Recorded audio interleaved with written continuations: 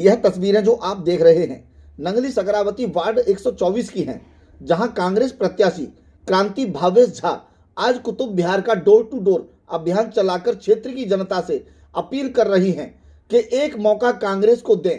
कांग्रेस उम्मीदवार के पति भावेश झा ने लोगों से रूबरू होकर कहा कि आपके क्षेत्र में कोई भी काम ढंग से नहीं हुआ, नालियों से पानी का निकास आज तक रुका हुआ है, सफाई कर्मचारी तो जैसे गायब ही हो गए हैं। अगर आपने इस बार कांग्रेस को वोट देकर चुना तो एमसीडी के अंदर आने वाले सभी कार्य हम रात दिन एक कर आपके क्षेत्र में करेंगे। GNN न्यूज के लिए राजेंद्र सिंह यादव की report. Nangli Sakravati ward number 124 Congress के प्रत्याशी श्री क्रांति भावेश झा जी यहाँ पर आए हुए हैं। हम इनसे बात करेंगे कि चुनाव में किस तरह की रणनीति आपकी चल रही है। सबसे पहले तो मैं आपके चैनल के माध्यम से सभी दर्शकों को नमस्कार करना चाहूँगा, प्रणाम करना चाहूँगा। और जहाँ तक आपकी गतिविधियों की बात है तो ये जो जिस वार्ड में हम लोग खड़े हैं, इस वार्ड में एक जगह पर काम करने की आवश्यकता है। अगर आप जहाँ खड़े हैं यहीं पर अगर आप ध्यान से देखें तो यहाँ पर सफाई है ना, यहाँ पर प्रॉपर रोड बना हुआ है ना, प्रॉपर नाली यहाँ बनी हुई है।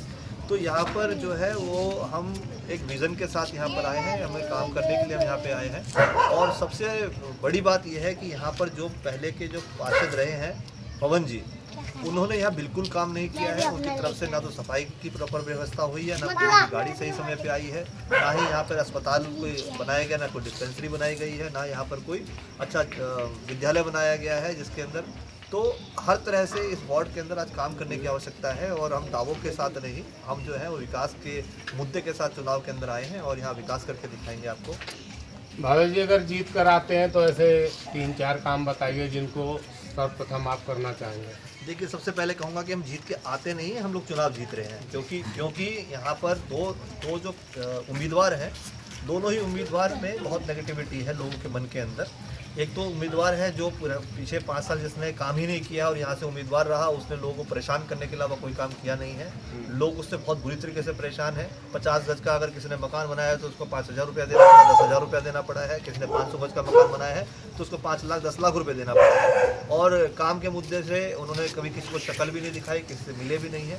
तो लोग उनसे बुरी तरीके से यहाँ पर जो है वो गुस्से में है। और एक दूसरी प्रत्याशी जिसको आम आदमी पार्टी ने उतारा है, उसको तो अपना वोट भी इस वार्ड में नहीं है, वो तो जिंदपुर की रहने वाली है, तो उसका अपना परिवार साथ नहीं है, उसका अपना एक सिंगल वोट भी यहाँ नहीं है। दूसरा, अभी आपने देखा ही था कि जो आम आदमी पार्टी के यहाँ पर विधायक हैं उनकी क्या स्थिति हुई थी। अभी मार मार के इसी कॉलोनी से उनको भगाया गया था। तो लोगों के अंदर ज़बरदस्त गुस्सा है। और आज इन दोनों के बीच यहाँ की जो जनता है वो कांग्रेस को एक जो है वो अपना सेकेंडरी जो है वो ऑप्शन मान रही है यहाँ पर। कि अब जो उनके लिए ऑप्शन बचता है वो कांग्रेस का ऑप्शन बचता है। और अगर हम जीत करके यहाँ पे आते हैं तो बहुत सारे मुद्दे हैं। मेरे को सबसे बड़ा मुद्दा तो यहाँ लगता है कि इतनी बड़ी कॉलोनी के अंदर एक भी डिस्पेंसरी नहीं है। रात में किसी के दिक्कत हो जाए, दिन में किसी को दिक्कत हो जाए तो उसको यहाँ बगल के प्राइवेट हॉस्पिटल में जाना पड़ता है। तो सबसे पहले अगर हम जीत के आते हैं तो यहाँ पे एक ऐसी डिस्पेंसरी बना के देंगे जिसके अंदर प्राथमिक चिकित्सा हो सके। आम आदमी पार्टी ने कई जगहों पर जो है